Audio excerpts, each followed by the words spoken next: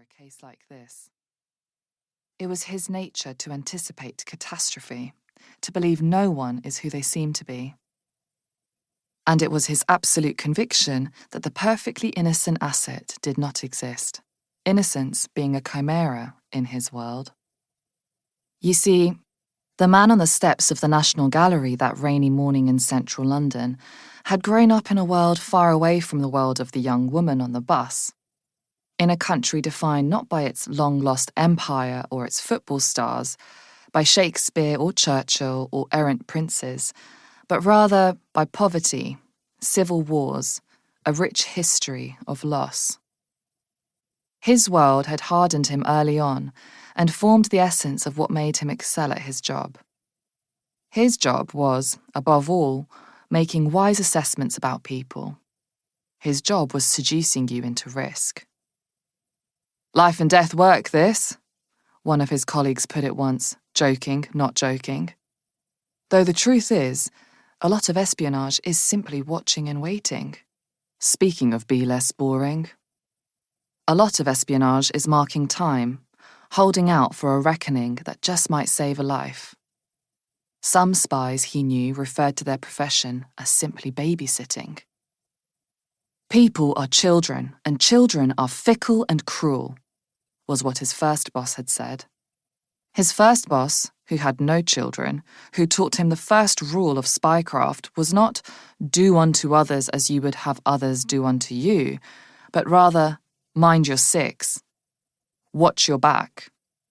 And yet, for all his cold-blooded worldview, the man on the stairs of the National Gallery that day watched as the bus picked up speed and as the young woman, seated in the back by a window, traced the outline of a heart on her fog-stained window. From this simple act, he drew several conclusions. She was a romantic, a dreamer, an optimist. She was interested in love. She was open to experience. The period right before the recruitment of a new asset is defined by the knowledge you are about to change someone's life, that you will tell every lie you need to tell to do it. You will manipulate, control, abuse, seduce, deny. You will spoil and bribe. You will backflip off any high dive. You will ruthlessly promise her the moon and believe you can deliver it. Above all, you will convince her she is operating with free will. She is in control. This is her chance. You will do these things because achieving your goal is far more urgent than any consequences of breaking her heart. And the man on the stairs of the National Gallery that day knew from breaking hearts, and from broken ones. He had waited a long time to find this young woman, and he did not plan to let her go. He knew that her bus was headed to Oxford Circus, just a short distance away. He knew that there she would eat in the small sandwich shop she liked, while reading the Daily Mail on her phone. Her need for routine, her taste for gossip, these things were neither novel nor rare, but they indicated an emptiness. And that emptiness was one thing he and his colleagues, one colleague above all, could not have predicted yet from which they would profit. The young woman was not yet trained, or even particularly educated, but she was dissatisfied, the hallmark of vulnerability.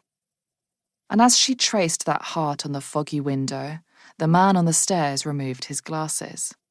He closed his eyes.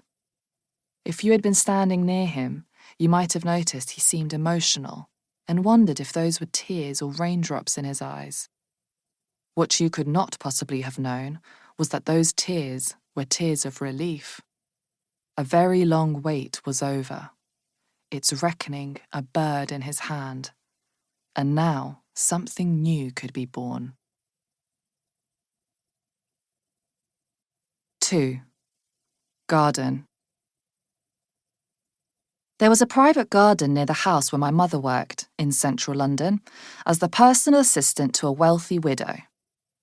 Each day after school, I took the tube from an area where there were no gardens to meet her. And each day, on the walk from the tube to the white Georgian house where the widow lived, I passed by that garden's locked iron gates, accessible only with a key. The keys my mother